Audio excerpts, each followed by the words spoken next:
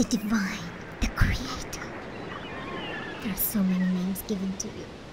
I'm asking you, grant me the serenity to accept things I cannot change, courage to change things I can, and the wisdom to know the difference.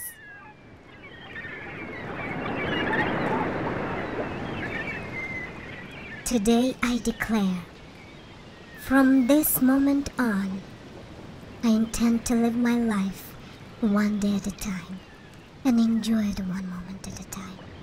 I am willing to accept hardships as a pathway to peace and take this world as it is, not as I would have it. I am open to trust with all my heart that you will make all things right if I surrender to your will, so that I would be reasonably happy in this life, forever and ever.